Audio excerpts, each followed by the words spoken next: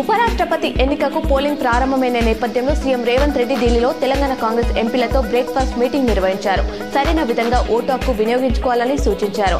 ఎలాంటి పొరపాట్లకు తావివ్వద్దన్నారు. మరోవైపు ఎన్నికల్లో ఓటు వేసేందుకు విజయనగరం టీడీపీ ఎంపీ అప్పుల నాయుడు సైకిల్పై పార్లమెంటుకు వెళ్లారు. బంగారం ధరలు భారీగా పెరిగాయి. దీంతో చరిత్రలో తొలిసారి 24 క్యారెట్ల బంగారం రూపాయలు 1.10 లక్షలు, 22 క్యారెట్ల బంగారం ధర రూపాయలు 1,00,000 దాటింది. హైదరాబాద్ బులియన్ మార్కెట్లో ఇవాళ 24 క్యారెట్ల 10 గ్రాముల పసిడి ధర రూపాయలు 1,360 పెరిగి 1,02,290కి చేరింది. ఇక 22 క్యారెట్ల 10 గ్రాముల గోల్డ్ రూపాయలు 1,250 ఎగబాకి రూపాయలు 1,01,100 పలుకుతుంది. శ్రీరామ్ సాగర్ ప్రాజెక్టుకు ఎగువ ప్రాంతాల నుంచి 54,545 క్యూసెక్ల ఇన్ఫ్లో వస్తుంది. 8 వరద గేట్ల ద్వారా 25,000 క్యూసెక్ల నీటిని ప్రాజెక్టు అధికారులు దిగువకు వదులుతున్నారు.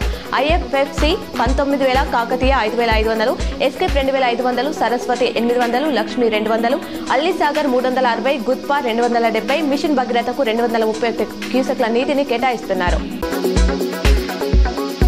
రోడ్డు విస్తరణ పనుల్లో భాగంగా సీఎం రేవంత్ స్వగ్రామంలోని ఇంటి ప్రహారీని అధికారులు కూల్చేశారు. నాగర్ కర్నూలు జిల్లా వంగూరు కొండారెడ్డిపల్లెలో రూ8 కోట్లతో 4 కిలోమీటర్ల రహదారి విస్తరణ పనులు జరుగుతున్నాయి. ఈ క్రమంలో రోడ్డుకు అడ్డంగా ఉన్న రేవంత్ ఇంటి ప్రహారీతో పాటు మరో 43 మంది ఇళ్లను పడగొట్టారు. ప్రస్తుతం సీఎం ఇంటి వద్ద మరమ్మతులు చేపడుతున్నారు.